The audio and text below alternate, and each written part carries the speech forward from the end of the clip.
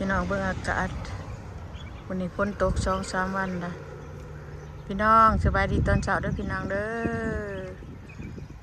พากันมาซักผ้าห่มเด้อฝนโอ้ก็จะแดนเอาบ่ได้ไปแดนน้ำเขาแล่นเป็นกลุ่มเป็นคาดอยู่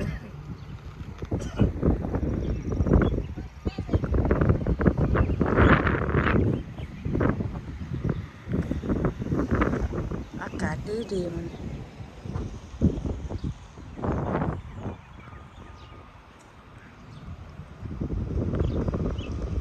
เสียงนกเสียงหนูหอน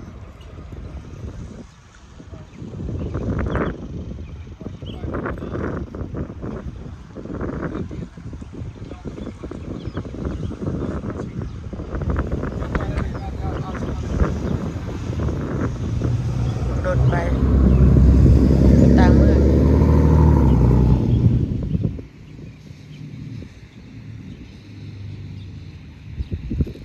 อากาศฝนตกมัน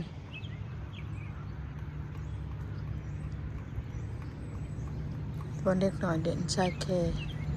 ฝนตกวันนี้ว่ามีคนมาเด่นดักจักเครื่องอยู่เตาใหญ่เตาหน่อยยืนไปจากสักแต่มันเพ่สักเตาใหญ่ๆอากาศดีขนาดมันฝนตกช่วงมื้อ3 มื้อไปช่วงมึงพักก่อนนี่พอพักกันนะโป่งได้ป่ะ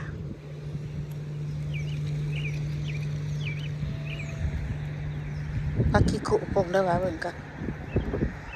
เดี๋ยวไปเก็บพักขี้ขุ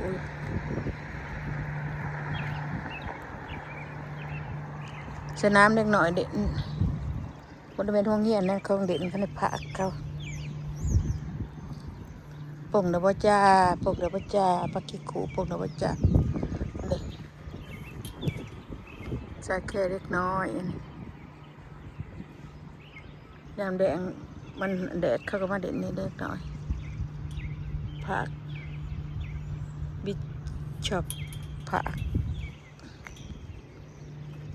มาผักกี้ขุบ่เห็นนะก็เตือนได้ถึงได้หลาย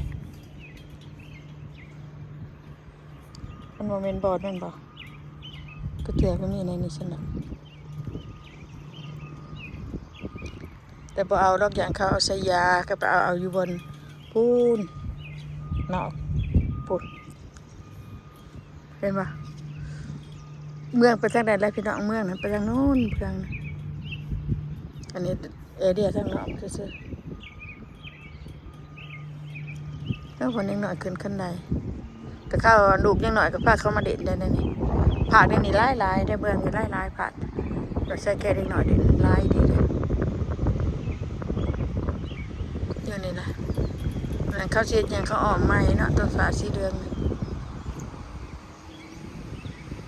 คนนี้มากินเดี่ยงกินชุ่มก็มานี่นะ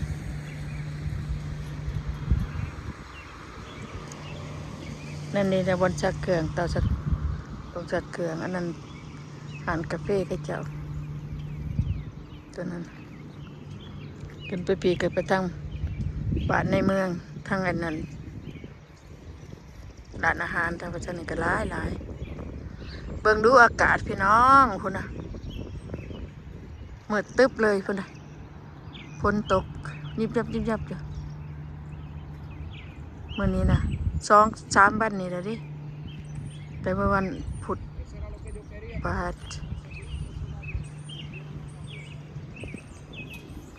อากาศฝนตกมืดตึ๊บเลยอากาศดีขนาดนกกระห้องอยู่